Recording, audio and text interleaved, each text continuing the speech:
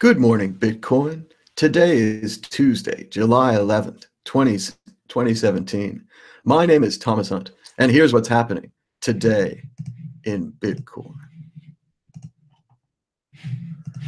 The price of Bitcoin was down 3.89% in the last 24 hours, with a last of 23.57, a high of 24.50, and a low of 22.43. Why is the price of Bitcoin falling? We're not entirely certain, but it may have something to do with the fact that the mainstream media is now covering the Bitcoin scaling drama. Bloomberg weighed in with the dramatic "Will Bitcoin tear itself apart" headline, now changed, of course, and an article that quotes only one side, with Jihan Wu saying that SegWit itself is great technology. It hasn't doesn't align with the miners. CEO Stephen Pear saying that it's moderates versus extremists. For Pear, the moderates are the ones attempting to run untested code developed in secret within 2 weeks on the world's most valuable open source project. Just yesterday, the BTC1 testnet became stuck because too many small blocks were mined in a row without anyone mining a big block. Moderate talk for "there's nothing to see here. Pay no attention to the man behind the curtain." Meanwhile, a shocking development from the Coinbase versus the IRS case. Coinbase has won a significant victory following last week's story that the IRS has agreed to reduce the request and not demand passwords and security settings.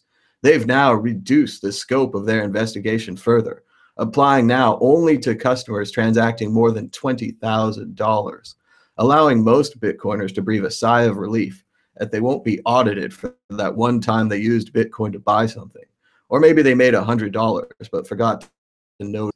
Good decision by the IRS and very surprising outcome for Coinbase. Congrats to them for taking the risk and having it pay off. Now, if they could just keep those servers up. And at this point of the show, we're joined by a special commentator.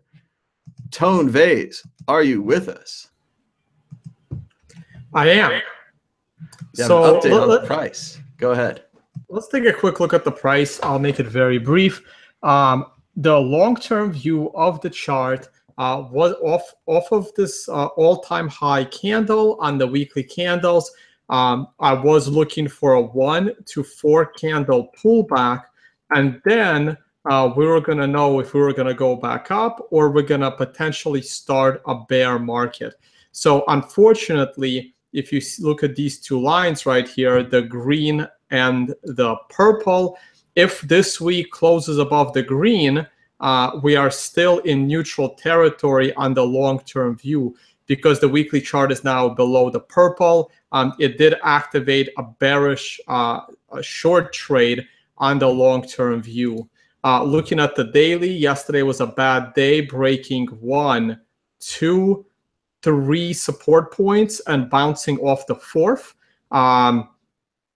Already overnight, we came back down and tested an additional support point, and we're now making this long wick on the bottom. This is showing some good signs, but the day isn't over yet. We're also on this bearish countdown to 5, which has a high probability of reaching the countdown of 9.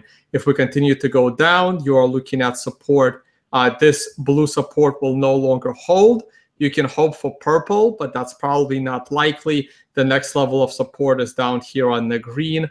As for my quick commentary as to why this might be happening, it's unfortunate that the mainstream media is going to the big blockers for comments, and they're calling people like us extremists because we want to run safe code. I believe a lot of the drop is due to the blatant incompetence of the SegWit2x developers that don't even know how to create the right testing environment, yet they're trusting the community to run their code in production.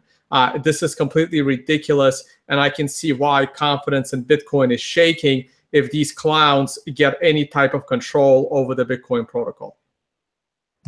Thanks, Tone, for that report. And thanks to everyone for watching. Be sure to like, comment, and subscribe this video. Today was Tuesday, July 11th, 2017. My name is Thomas Hunt, and that's what happened today in Bitcoin.